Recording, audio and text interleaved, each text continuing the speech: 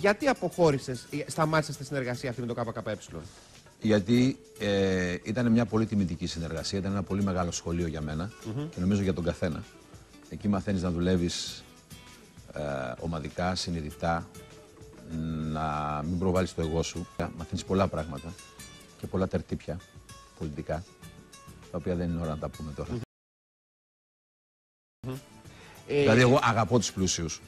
Θέλω τους πλούσιους. Θέλω να αγκαλιάσω τους πλούσιους. Επειδή τυχαίνει να είναι φίλος μου και αγαπημένος φίλος μου. Ναι. Έχω να πω τα καλύτερα.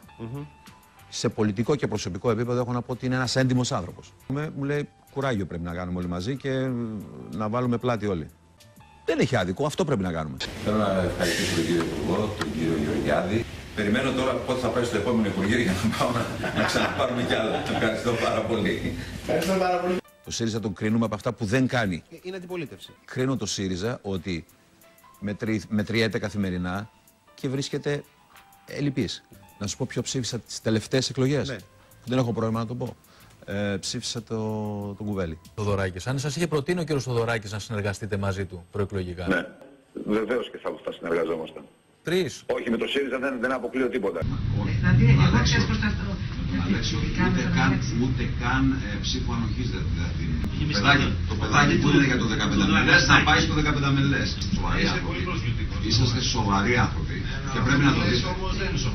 Είναι πολύ σοβαρό. Είναι η κριτική του Σαμαρά εδώ και 4 χρόνια ότι είναι ο πρόεδρος του 15 μελούς. Αν σε αυτό το επίπεδο είναι έχει ορισμένα δεκάλεπτα. Πρόσεξε. Εντάξει, πάμε να σταματήσουμε. Σας ευχαριστούμε πολύ. Σε παρακαλώ. Άρα φύγουμε από εδώ. Έλα, ήρθες να κάνεις. Συγγνώμη, εμείς σε φιλοξενούμε και σηκώνεσαι και φεύγεις. Με διώχνει ο κύριος πρόεδρος. Με διώχνει ο κύριος πρόεδρος. Με διώχνει. Με διώχνει ο κύριος πρόεδρος. Όχι, σας ευχαριστώ πολύ για την φιλοξενία. Να είστε καλά. Είσαι προσβλητικός με αυτά που λες και είσαι φιλοξενούμενος και κακός. Είσαι προσβλητικός με αυτά που λες. Να σου πω, χαμήλωσε σε παρακαλώ τον τόνο της φωνής σου.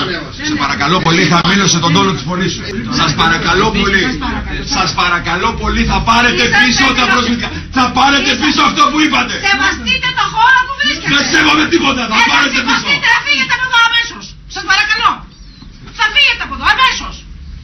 Αν δεν σέβεστε το χώρο που βρίσκεται, να σηκωθείτε να φύγετε.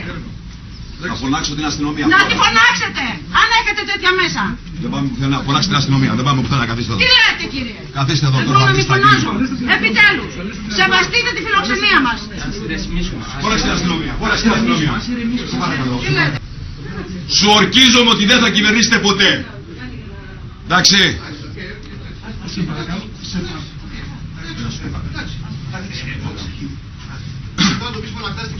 Πες το δυνατόν, δεν τρέπεσαι. Έλα έξω και στο πω. Θα ξανάρθω, Ζήκο. Να ξανάρθεις. Θα ξανάρθω να καθαρίσουμε, Ζήκο. Το καθαριστήριο είναι για σένα. Γιατί εμένα δεν μπορεί να μου μιλήσει έτσι. Του πνίγου στον ασβέστη εμένα που με βλέπεις. Θέλει ψυχιατρίο, αστυνομία καταρχήν να τον συλλάβει, ψυχιατρίο, γιατί δεν μπορεί να παίρνει κόσμο και μάλιστα γυναίκες και να σχημονεί με αυτόν τον τρόπο. Είμαστε έτοιμοι για τραγούδι. Πάμε λοιπόν για τραγούδι. Κάποιος από εκεί μέσα δεν θα βγει ζωντανός.